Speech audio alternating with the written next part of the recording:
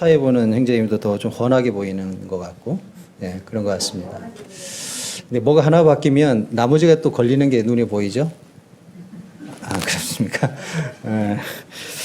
이게 저는 이게 직업적으로 제가 이런 인테리어 관련 쪽에 일을 했었다 보니까 되게 뭐가 이렇게 많이 보여요. 뭘 하면 뭘 하나를 바꾸면 제가 해야 되는데 염려도 많고, 예. 그게 좀 지금 이제 내려놓으려고 이제 딱 껐는데 또 보면 또 보입니다. 이래 자꾸 보여서.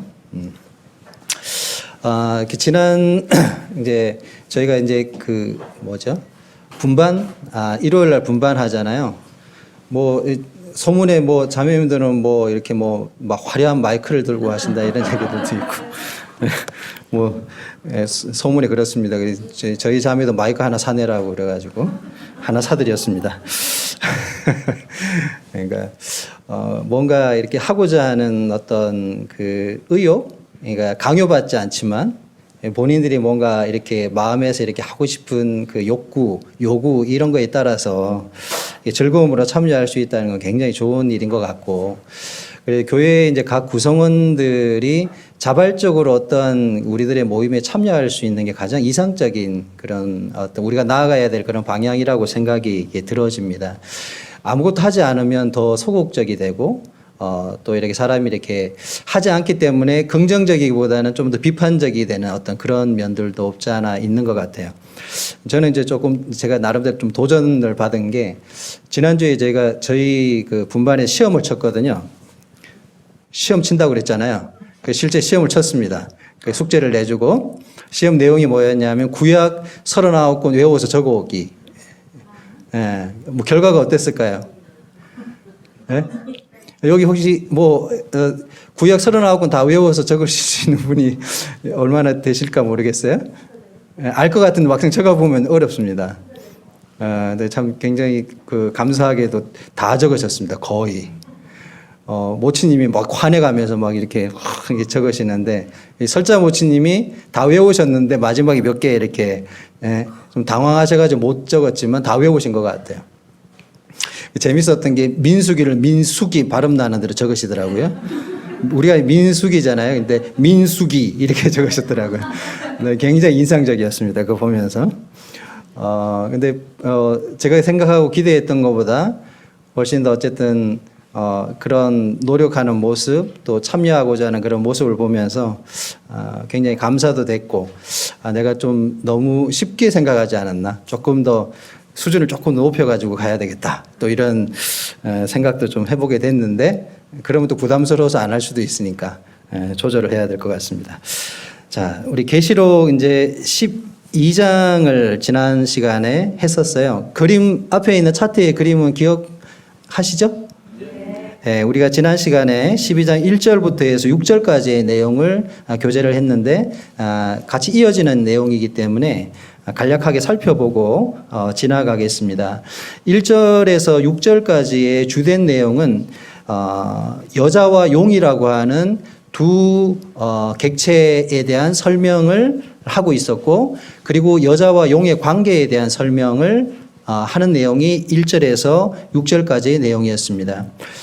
여자는 여기서 누구를 상징한다고 말씀드렸죠? 이스라엘을 상징한다고 말씀드렸고, 그리고 용은 사단을 상징한다고 말씀을 드렸습니다. 이 내용은 이제 뒤로 가면서 계속 내용이 반복되기 때문에 제가 먼저 말씀을 이렇게 드렸습니다. 자, 오늘 교제할 내용은 7절부터 해서 그 이후에 후반부에 있는 내용입니다. 자, 7절 말씀을 한번 열어서 보시겠습니다. 12장 7절 열어서 보세요. 찾으셨나요? 네, 앞에는 없고요. 성경을 가급적이면 이제 성경을 이렇게 확인하시면서 이렇게 옆에 메모하실 수 있으면 메모도 이렇게 하시고, 이게 어떤 그 상징에 관한 내용이 많다 보니까 이렇게 나중에 기록을 해두시면 다음에 볼 때 이게 도움이 많이 됩니다.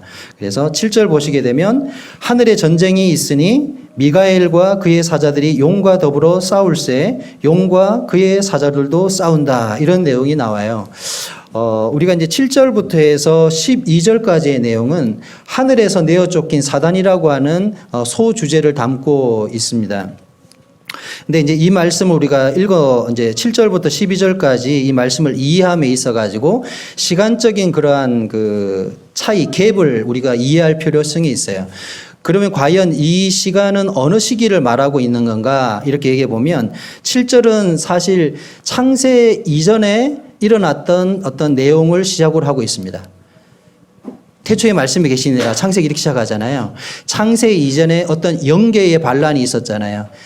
사단이 땅으로 내어 쫓기게 되는 그 영계가 하나님 앞에 반역하는 사건들이 있었는데 거기로부터 시작해서 이제 12절에 가게 되면 천년 왕국에 대한 내용으로 이어지게 됩니다. 그렇기 때문에 그 전체적인 그 시간적인 흐름을 큰 틀에 두고 이렇게 봐야지 어느 한 특정한 시간이 이루어진 게 아니라는 것을 일단 먼저 배경적으로 말씀을 드리겠습니다. 그래서 7절에 하늘에 전쟁이 있었다고 하는 것은 바로 루시퍼, 계명성이었던 루시퍼가 하나님 앞에 반역한 사건에 관한 내용을 얘기하고 있죠. 여기 보게 되면 두 대적하는 부류가 나오게 되는데 미카엘과 누구라고 그럽니까? 미카엘과 사자들 이렇게 나오죠. 그렇죠? 그리고 그들과 더불어 싸우는 대상이 있는데 그들이 누굽니까? 용과 더불어 싸울세 이렇게 되어 있어요. 그러니까 그의 사자들도 같이 싸웠다. 그러니까 하나님과 이 천사장 루시퍼가 직접적 싸웠다 이렇게 표현하고 있지 않고 천사장이었던 미카엘과 그의 사자들과 그 다음에 루시퍼, 그러니까 용이죠. 원래 이름이 이제 계명성이었는데 루시퍼와 그를 추종했던 대략 3분의 1 정도의 천사들의 무리들이 함께 이제 영적인 어떤 세계의 전쟁이 있었다는 거예요. 싸움이 있었는데 그 싸움에서 미카엘과 그의 사자들이 승리하게 됩니다. 그래서 이 전쟁의 승리를 통해서 바로 용과 그의 사자들이 땅으로 쫓겨내려왔다라는 내용을 이제 7절부터 9절까지에서 설명하고 있는 내용입니다. 그래서 8절에 보시면 이기지 못하여 다시 하늘에서 그들이 있을 곳을 얻지 못하였다. 이렇게 나오죠. 그렇죠? 천상에서는 3층 하늘에서 그들이 거할 장소가 이제 없어지게 된 거죠. 그러니까 물론 하나님께서 그들을 쫓아내신 것인데 여기에서는 그들의 어떤 영적인 전쟁에서 패배했기 때문에 자신들의 지위를 더 이상 그곳에 둘 수 없어서 그들이 쫓기게 되었다 이렇게 설명하고 있습니다. 그래서 이제 9절 보시게 되면 큰 용이 내어 쫓기니 이제 주체는 바로 계명성인 용입니다. 근데 여기에 보면 이 루시퍼의 이름을 4가지로 설명하고 있습니다. 첫째는 무엇입니까? 용이고 두 번째는 옛뱀, 그 다음에 세 번째는 마귀, 그 다음에 네 번째는 사탄이라고 되어 있죠. 여러분 사탄이 맞습니까? 사단이 맞습니까? 네. 어떤 데 보면 사단이라고 하고 사탄이라고 되어 있고 막 이렇죠. 네, 이건 이제 발음상의 차이니까 큰 중요한 거는 아닙니다. 네. 그래서 이 큰 용이고 옛뱀이고 마귀고 사탄이다. 이제 요 내용은 계시록 20장 2절에도 동일하게 나옵니다. 무저갱으로 그들을 이제 내릴 때에 대한 기록인 한번 찾아볼까요? 계시록 20장 한번 열어보십시오. 천년왕국에 대한 내용을 설명하면서 이제 용을 잡아서 가두는 내용입니다. 그래서 여기에도 똑같이 이 이름을 동일하게 설명하고 있는데 20장 2절에서 같이 한번 읽어볼까요? 시작. 용을 잡으니 곧 옛뱀이요 마귀요 사탄이라 잡아서 1000년 동안 결박하여 무저갱에 던져 넣어 이렇게 되어 있습니다. 자, 천년왕국 때 어떻게 한다고요? 용을 어떻게 한다고요? 무저갱에다가 가둔다 이런 내용이죠. 그러니까 사단의 활동이 없어지는 시기가 천년왕국이라는 것입니다. 하나님께서 임시로 1000년 동안 사탄을 무저갱에다가 가둬놓습니다. 사탄이 없으면 어떤 일이 벌어집니까? 죄를 짓지 않게 되죠. 맞죠? 인간이 죄를 범할 수 있는 어떤 근원적인 것이 없어지게 되는 거예요. 죄의 근본이 사라진다는 게 아니라 우리의 어떤 죄를 충동하는 어떤 주체가 없어진다는 얘기를 하고 있습니다. 그래서 이제 지상낙원이라는 표현을 쓰는 거예요. 천년왕국 때를. 근데 마지막 천년왕국이 끝날 때 무저갱에 갇혀 있던 이 용을 어떻게 합니까? 다시 끄집어내 가지고 지상으로 올려보내게 돼요. 그래서 이 땅에 있는 마지막 사람들을 시험하게 하죠. 그래서 최종적으로 인간을 가르는, 죄와 선을 가르는 어떤 심판을 하고 인류가 끝이 나게 되는 것입니다. 스토리가 그렇게 이어지게 되죠. 자, 다시 본문으로 돌아오겠습니다. 자, 9절 말씀이었죠. 이제 큰 용, 옛뱀, 마귀, 사탄, 동일한 인물인데 그가 가지고 있는 여러 가지 어떠한 특성을 설명하는 이름이라고 이렇게 이해하시면 됩니다. 이제 마귀라고 하는 이름은 이제 송사한다 이런 뜻을 갖고 있어요. 그래서 이게 가장 어쩌보면 이 루시퍼의 이름에 가장 적절한 그런 이름이라고 보여져요. 마귀라는 게. 뭐 여러분 이제 게임 같은 데 이런 데 보면 뭐 디아볼로스 이런 거 있잖아요. 이게 마귀거든요. 이제 젊은 사람들이 없네. 예. 그러니까 디아볼로라고 하는 게임 그 보면 캐릭터에 뭐 이런 거 이제 영화 제목으로도 많이 쓰고 이렇게 합니다.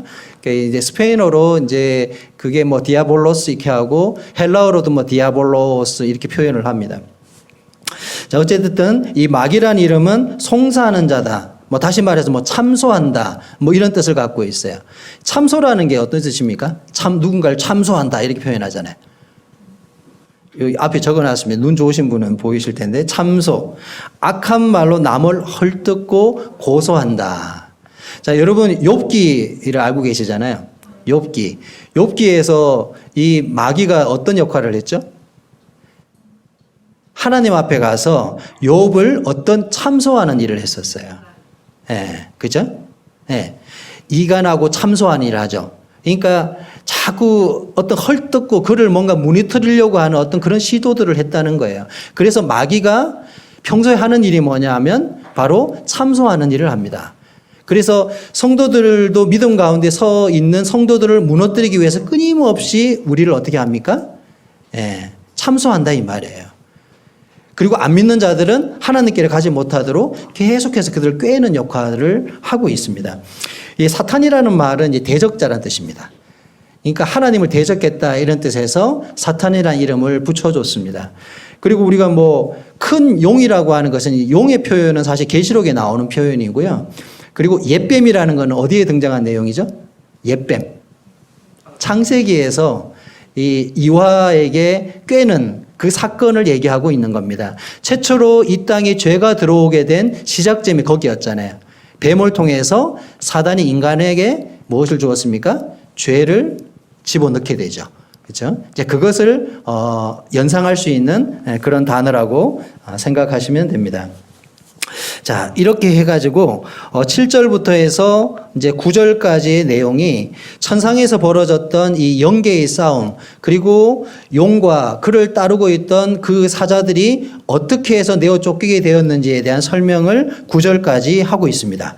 자, 그리고 10절 말씀 보십시오. 내가 또 들으니 하고 하늘에서 큰 음성이 있어요. 이게 사도 요한이 지금 듣고 있는 겁니다. 그렇죠? 사도 요한이 듣고 있어요. 내가 또 어떤 걸 들었는데 어떤 내용을 듣게 되냐 하면 이제 10절부터는 좀 더 시기가 이제 어디로 땡겨져 오냐 하면 천년왕국 훅 이제 아주 과거의 어떤 일이 갑자기 어느 시기로 옵니까? 천년왕국 시기로 아니 7년 환란 시기로 땡겨져 온 거예요. 시기적으로. 이해가 되세요? 네. 자, 내용을 보겠습니다. 이제 우리 하나님의 구원과 능력과 나라와 또 그의 그리스도의 권세가 나타났으니 우리 형제들을 참소하던 자, 곧 우리 하나님 앞에서 밤낮 찬소하는 자가 쫓겨났다. 그러니까 하늘에서 쫓겨나서 이 지상에 공중의 권세 잡은 자로 이 땅에 와 있는 그 사탄 마귀 를 얘기하고 있죠. 그렇죠? 근데 여기에서 중요한 게 하나님께서 원하시고 꿈꾸셨던 어떤 뭔가가 이제 드러날 때가 되었다라는 걸 얘기하고 있습니다. 여기 보면 하나님의 구원, 능력, 나라 이런 표현이 나오죠. 이제 이 나라는 곧 하나님의 천년왕국이 가까웠다는 것을 설명하고 있는 내용이라고 보시면 됩니다. 자, 11절 보시게 되면 또 우리 형제들의 어린 양의 피와 자기들이 정언하는 말씀으로써 그를 이겼으니. 자, 이것은 여기 보면 우리 형제들 나오죠. 이 형제들은 누구를 가리킬까요? 왜냐하면 이게 우리가 이게 구분해서 생각해야 되는데 우리가 뭐 형제 그러면은 당연히 그냥 우리 구분받은 형제 이렇게 생각하잖아요. 여기서 말하는 형제는 지금 신약교회 성도들 형제를 말하는 게 아닙니다. 이것은 지극히 이스라엘적인 대상을 얘기하는 거예요. 자, 12장이 누구에 관한 얘기를 하고 있다고요? 이스라엘에 관한 얘기를 하고 있습니다. 자, 그래서 이게 관점이 중요하다는 거예요. 우리가 성경을 읽을 때 이런 대상에 대한 이런 구별이 되지 않게 되면 말씀에 대한 해석이 이렇게 갈리게 되거든요. 그래서 여기에서 우리 형제들이라고 하는 것은 믿음으로 승리한 이스라엘 가운데 있는 그 형제들을 가리킨다고 이렇게 보시면 됩니다. 우리 형제들이 어린 양의 피와 자기들이 정언하는 말씀으로서 그들을 이겼다. 그를 이겼다. 이게 마귀를 이겼다는 얘기죠. 그래서 그들은 죽기까지 자기들의 생명을 아끼지 아니하였도다. 여기서 우리가 힌트가 있는 거예요. 환란 시대 때는 어떻게 자기 믿음을 지킵니까? 7년 환란 때 이스라엘이 어떻게 믿음을 지킬까요? 목숨 내놓고 지키는 거예요. 자, 지금은 우리는 목숨을 내놓고 지키는 건 아니잖아요. 그렇죠? 그러니까 신약교회의 성도들의 믿음과 환란기에 들어가서 그들이 겪게 되는 믿음의 어떤 방식은 조금 다릅니다. 지금은 우리를 어떤 외적으로 해하거나 우리를 막 죽이거나 이렇게 하는 때가 아니죠. 그렇죠? 그래서 우리들의 믿음은 조금 더 편한 환경, 좋은 환경 속에서 우리가 예수 그리스도를 받아들이고 또 우리의 믿음의 싸움을 하고 있습니다. 근데 사실 이 싸움도 쉽지는 않아요. 사실 환란이 있을 때 더 믿음이 선명해지거든요. 자유국가에 사는 것이 꼭 좋은 것만은 아닐 수도 있다는 것입니다. 물론 우리가 이런 은혜를 누리고 사는 건 굉장히 감사한 일이지만 실제로 이 자유가 우리들의 믿음을 좀 희미하게 만드는 그런 역효과도 사실 있는 게 사실입니다. 근데 환란기가 오게 되면 이때는 믿는다는 것은 곧 무엇과 같은 거냐면 죽음을 내어놓는 것과 같은 것이다.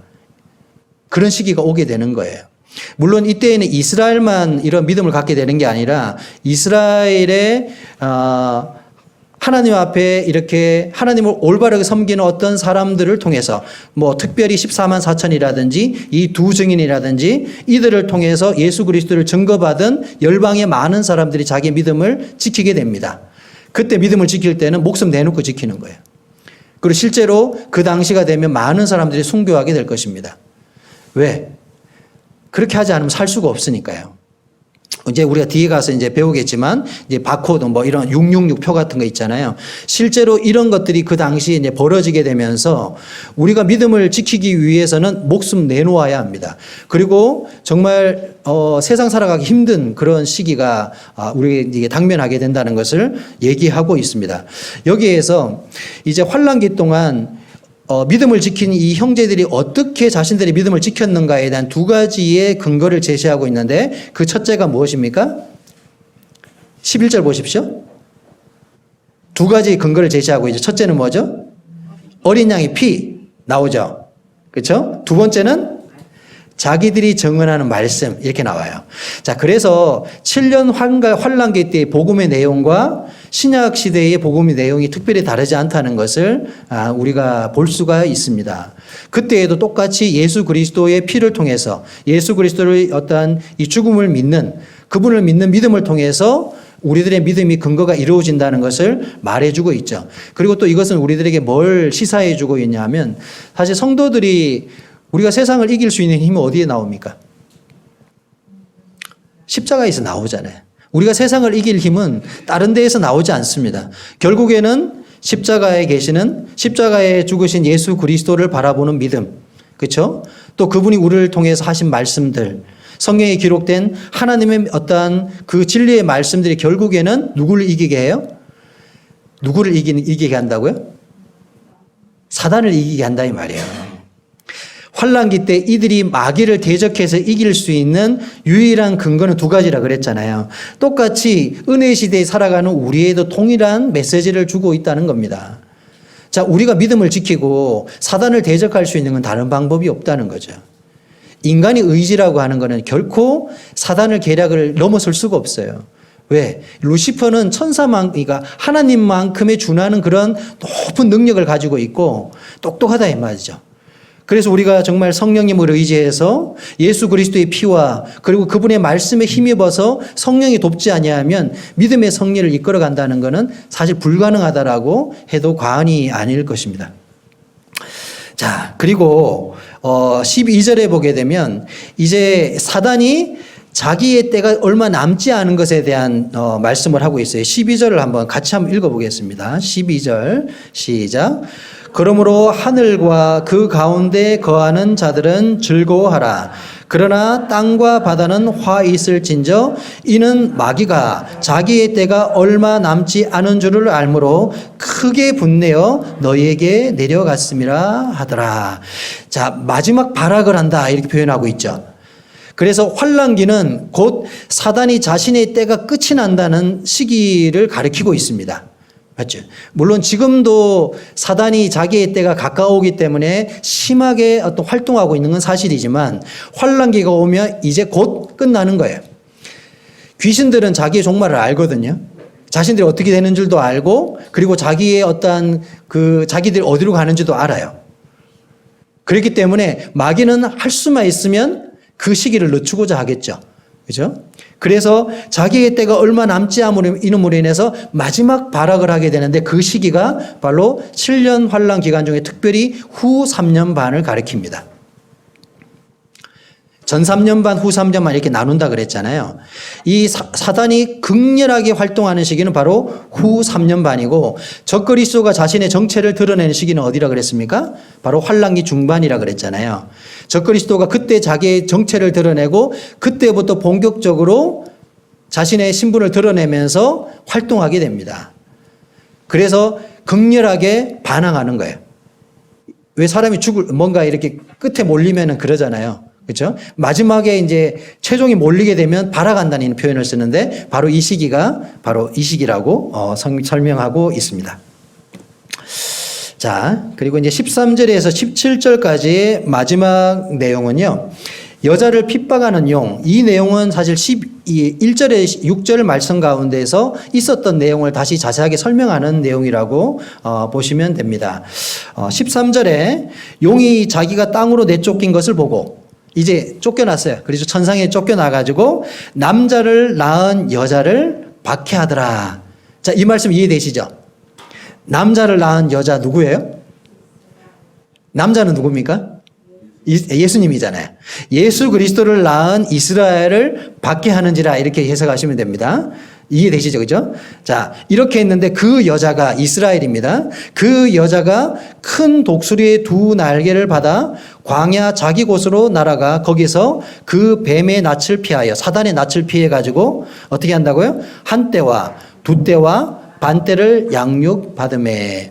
자, 이 표현은 다니엘서의 말씀을 인용한 것입니다. 다니엘서에 한 때와 그리고 두 때와 반때 이 말씀이 기록되어 있는데 그것을 인용했었다고 보셔도 크게 무리가 없습니다. 그리고 13절에 보게 되면 그 12장 용을 설명할 때요. 용은 머리가 몇 개였죠? 용 머리가 몇 개였습니까? 7개. 머리 7개. 그다음에 뿔이 몇 개였습니까? 뿔이 10개. 네. 관이 몇 개입니까?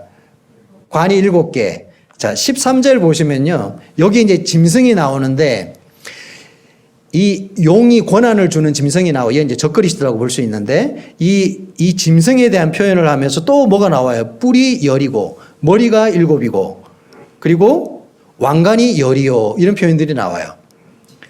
여러분 계시록 읽다 보면 굉장히 기이한 장면이 이거거든요. 막 머리가 7개가 달려있고, 막 뿔이 10개가 달려있고, 이게 이해하기가 진짜 어려운 내용입니다, 사실은. 뭘 얘기하는 거야? 근데 이 내용이 어디에 똑같이 나오냐 하면, 다니엘서에 그대로 나오는 내용입니다. 그래서 다니엘서에는 해석이 나와요. 이 다니엘이 묻거든요. 도대체 이게 무슨 내용입니까? 라고 물으니까, 하나님께서 이 환상 중에 보였던 내용을 자세하게 설명해 줍니다. 그가 보았던 환상을. 그래서 여기 보면 가장 대표적인 게 뿔이 열이잖아요. 열은 뭐라고 설명하냐 하면 열 왕국 이렇게 설명합니다. 이해되세요? 자, 그리고 뒤에 13장 2절도 보십시오. 여기 보면 내가 본 짐승은 어떤 모습을 갖고 있냐면 표범의 모습과 곰의 모습과 사자의 모습과 용의 모습을 갖고 있다. 이렇게 나와요. 죄송합니다. 사자 맞나요? 네. 사자의 입 같고 용이 자기의 능력과 보좌의 권세를 그에게 주었더라. 이렇게 되어 있습니다. 자, 이 내용도 그대로 다니엘서에 나오는 내용입니다. 그죠? 자, 여기서 사자는 바로 바벨론 제국을 의미하고, 그 다음에 곰은 메데 파사 제국을 의미하고, 표범은 헬라 제국을 의미하고, 그 다음에 용을 대표하는 다른 네 번째 짐승 이렇게 표현하는데, 넷째 짐승은 바로 로마 제국. 나중에 신성 로마 제국을 함축하고 있는 그 넷째 짐승으로 설명을 하고 있어요. 그래서 요거는 다음 시간에 다니엘서를 직접 좀 자세하게 살펴보면서 비교해서 보도록 그렇게 하겠습니다. 자, 다시 돌아가세요. 이거 계시록 어렵죠? 네, 이제 좀 이해되시는 분들도 있고요. 사실 좀 맥락이 끊기신 분들은 사실 좀 어려우실 수도 있어요. 예. 왜냐하면 이게 지금 1년을 해왔기 때문에 계속 반복해서 어떤 얘기를 들으셨던 분들은 대충 어떤 얘기를 하고 있구나라는 게 이제 대충 흐름들을 다 파악이 되는데, 이게 끊어먹고 하면 재미가 없다고 우리 말씀드렸잖아요. 왜냐하면 전에 내용이 배경이 있어야지 이렇게 누적이 되면서 이해가 되어져 가는 거라서 이제 그렇습니다.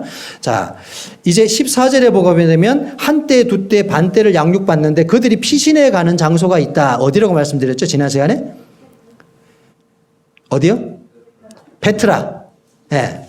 페트라는 어느 족속들이 살던 곳이라고요? 에돔. 네. 에돔 족속이 살던 그들의 후예들이 만든 장소입니다. 자, 사진 보십시오. 네, 에서죠. 에서, 에돔, 세일. 지난 일요일도 그렇게 말씀드렸어요. 자, 이게 페트라, 이게 이스라엘 가는 거를, 예, 성지순례 가시면 들리시는 분들도 있고 안 들리시는 분들도 있는데 가면 굉장히 좋다고 얘기를 해요. 어떤 분들이 이게 성경하고 직접 연관성이 없기 때문에 굳이 거기 갈 필요가 있나 뭐 이렇게 얘기하시는 분들도 있다고 얘기하더라고요. 어쨌든 여기 가면 온이 이 바위로 된 산 꼴짜기에 정말 사람이 진입할 수 없는 그런 요새와 같은 곳이라고 얘기를 합니다. 여기에서 에돔의 후예들이 제국을 건설한 거죠. 그래서 굉장히 긴 시간 동안 자기들 나름대로 문화를 발전시켜 왔다고 합니다. 이 대표적인 게 이런 거예요. 보이시죠? 자, 여기를 들어가려면 이런 협곡들을 지나가야 합니다. 그래 쉽게 진입하기 어려운 곳이라고 이렇게 얘기를 하고 있습니다. 자, 그들이 한때, 두때, 반때 하면은 이것은 3년 반을 가리키고 42달.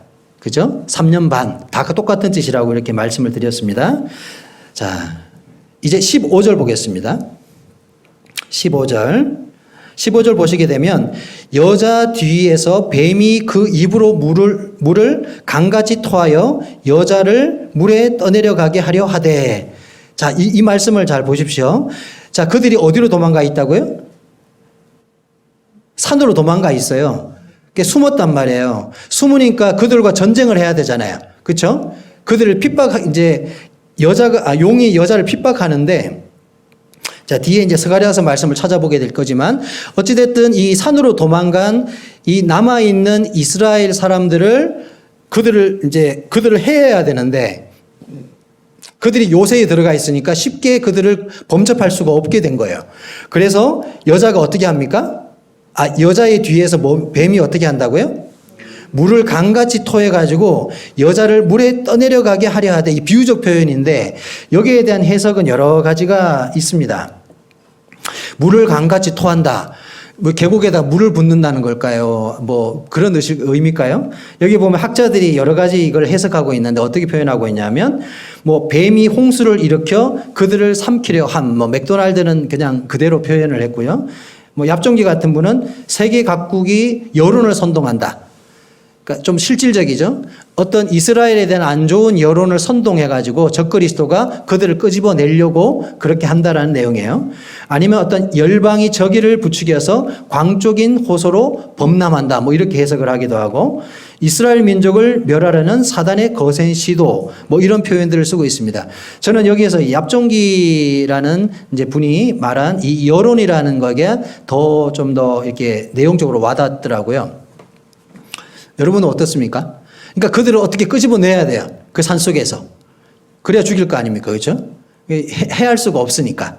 근데 여기서 어떤 일이 벌어지게 되냐면 16절 보십시오. 16절. 자, 성경 16절에 보시게 되면 땅이 이렇게 나옵니다. 땅이 여자를 도와 그 입을 벌려 용의 입에서 토한 강물을 삼키니. 굉장히 어렵죠, 표현이. 다 이게 비유적 표현입니다. 여기서 보면 땅. 자, 계시록에서 땅에 거하는 자들 이렇게 하면 어떤 사람이라고 그랬어요? 예수 그리스도를 거절하는 사람들. 그리고 여기 특별히 땅이라는 말은 어떤 세상을 가리킵니다. 다시 말해서 그 당시에 이 땅에 살고 있는 열방들, 각국의 이방의 나라들을 가리킨다고 볼 수가 있어요. 그러니까 그 땅이 누구를 돕는다고요? 여자를 돕는다고 나오죠. 근데 사실 하나님을 믿지 않는 일반 열방들이 이스라엘을 돕는다? 좀 이해는 안 되죠. 그렇죠? 자, 앞에서 제가 얍종기 이분의 해석을 따라서 어떤 여론몰이를 했을 것이다 이렇게 얘기를 했는데, 다시 말해서 적그리스도가 어떤 정치적인 묘수를 가지고 이스라엘을 이제 이스라엘 없이 하려고 한단 말이에요. 근데 땅이 도와요. 이스라엘이 멸망당하는 거를. 아마 하나님이 뒤에서 관여하시는 것 같습니다. 어떻게 도울까요? 그러니까 이제 그들이 어떤 극박한 위기 상황에 있을 때 세계 각국의 여론이 변하는 거예요. 이해가 되세요? 네, 이스라엘에 대한 여론이 바뀌는 겁니다. 지금 이거 너무 하는 거 아니야? 이게 뭔가 문제가 있는 것 같아. 그래서 주변에 어떤 열광들이 이스라엘을 돕는다는 거예요. 왜 돕는지는 정확하게 알 수는 없지만 이 표현으로 봐서는 어떤 하나님의 개입이 있는 것으로 우리가 잘 이해가 되어집니다. 자, 그래서 그들이 살아남는다는 뜻입니다. 이 말씀은. 이제 그렇게 이해하면 큰 무리가 없죠. 자, 이제 17절 마지막 말씀을 보겠습니다. 오늘은 17절까지만 해야 될 것 같네요. 17절 같이 한번 읽어보겠습니다. 시작. 용이 여자에게 분노하여 돌아가서 그 여자의 남은 자손 곧 하나님의 계명을 지키며 예수의 증거를 가진 자들과 더불어 싸우려고 바다 모래 위에 서 있더라. 자, 이 내용은 마지막 7년 환란 끝에 있는 아마겟돈 전쟁을 표현하고 있는 내용이라고 보시면 됩니다. 자, 이 내용을 이해하려면 스가랴서 말씀을 찾아봐야 합니다. 우리 스가랴서 13장으로 가서 보겠습니다. 구약 스가랴. 여러분, 스가랴는 언제 활동했던 선지자일까요?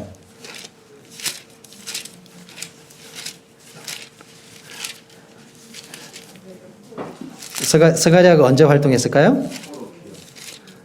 포로 귀환 이후에 학개와 같은 시기에 대략 BC 520년에서 480년 사이에 활동한 선지자로 그렇게 봅니다. 학자들이.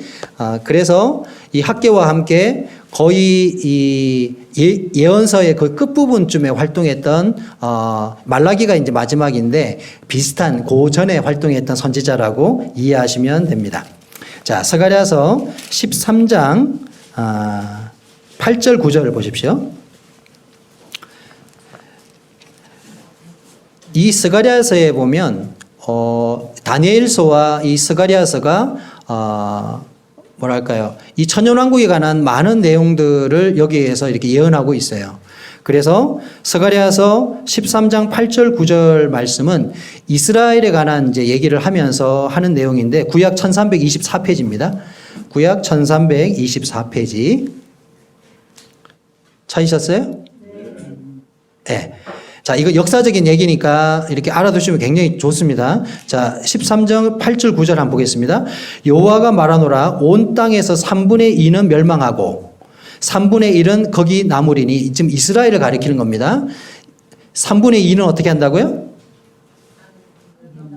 자, 이스라엘의 3분의 2가 멸망하고 3분의 1은 남는다 그랬죠.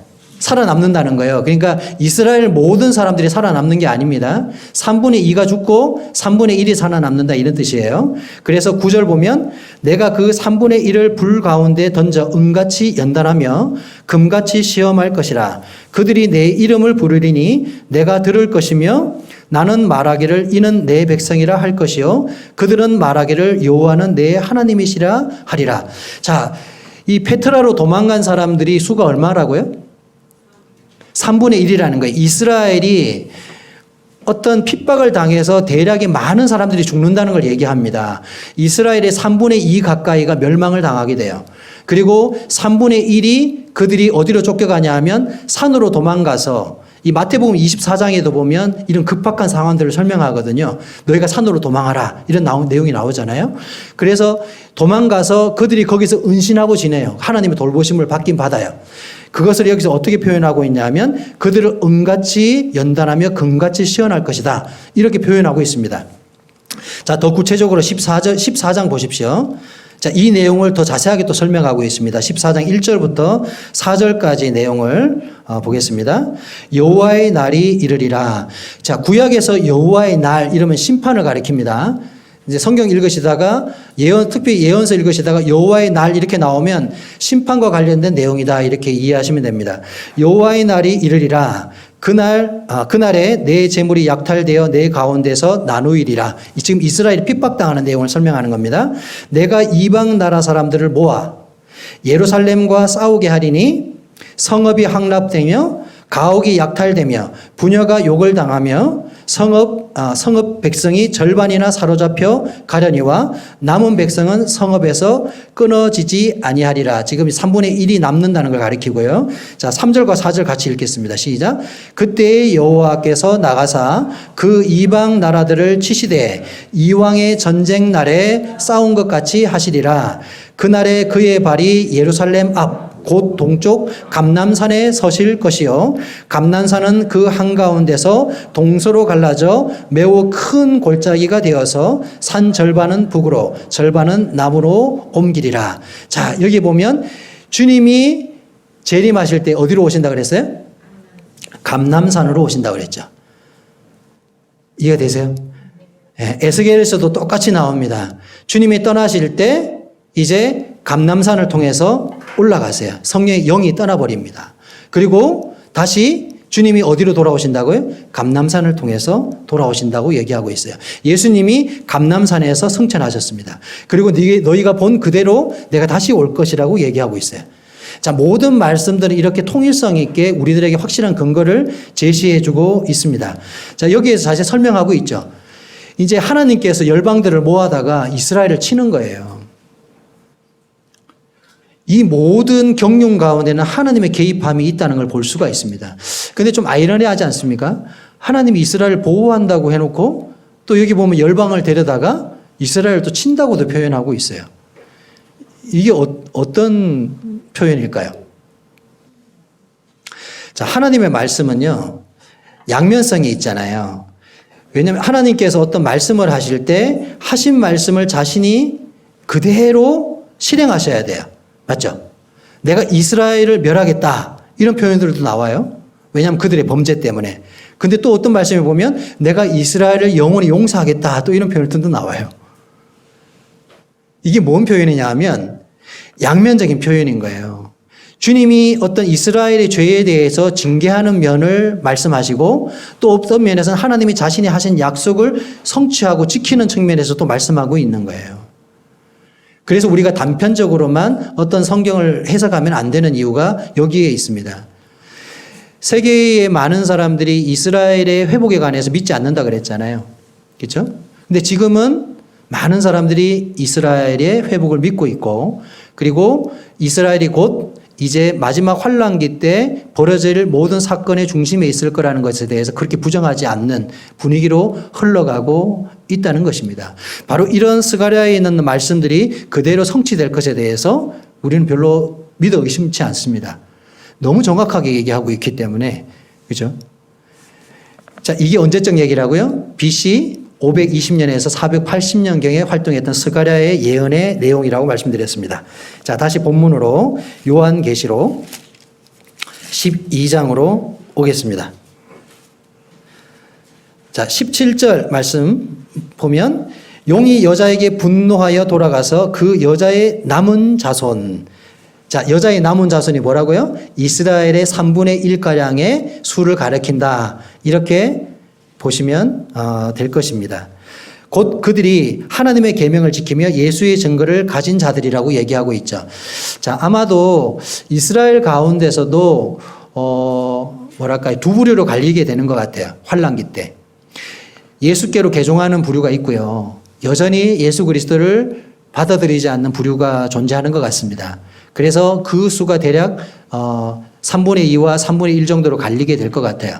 그래서 이스라엘의 3분의 2가량은 그들이 이스라엘 민족이면서도 예수 그리스도를 거절하는 죄, 환란기 때 그들이 여전히 깨닫지 못하고 이와 같은 예수 그리스도에 대한 어떤 이 불신을 드러내게 됨으로 인해서 그들이 멸망당하게 되는 것 같습니다. 그리고 3분의 1가량은 그들이 이제 회개하고 자신들이 못 박아 죽인 예수 그리스도가 이제 하나님이 우리들에게 말씀하셨던 그 구약의 메시아, 다시 말해서 그리스도라고 하는 사실을 받아들인 그 3분의 1가량의 수라고 생각이 들어집니다. 그래서 이들이 여자의 남은 자손이라고 이렇게 표현하고 있는 것입니다. 자, 이제 간략하게 이제 우리가 오늘 한 내용만 설명하고 정리하겠습니다. 천상에서 싸움이 있었죠? 그렇죠? 천상에 싸움이 있어서 용과 그에 따르는 무리들과 그다음에 미카엘, 천사장인 미카엘과 그의 사자들 간에 큰 영적인 전투가 있었는데 여기에서 용이 패배하게 되고 땅으로 쫓겨나면서 대략 이 3분의 1, 이 천사의 3분의 1가량이 타락해서 이 땅에 내려오게 됩니다. 그래서 그 내려온 이 사단이 이 땅에서 활동하고 있다가 특별히 환란기 때 이스라엘을 향해서 극도한 어떠한 그 분기를 드러내게 되죠. 그리고 후 3년 반에 마지막 자기의 시기가 가까운 줄 알고 이제 마지막 발악을 하게 되는데 그때 이스라엘을 본격적으로 핍박하기 시작하게 됩니다. 그러면서 이 과정 속에서 대략 이스라엘의 3분의 2가량이 자신들의 불신을 통해서 죽임을 당하게 될 수도 있을 것으로 보여지고요. 그리고 나머지 3분의 1가량 되는 여자의 남은 후손으로 일컬어지는 이 사람들은 하나님의 보호 가운데서 마지막 자신들의 믿음을 통해 이 보존받게 되는 어떠한 이런 스토리로 12장을 우리가 이해할 수 있을 것 같습니다. 자, 여기까지 하고 정리하겠습니다. 감사합니다.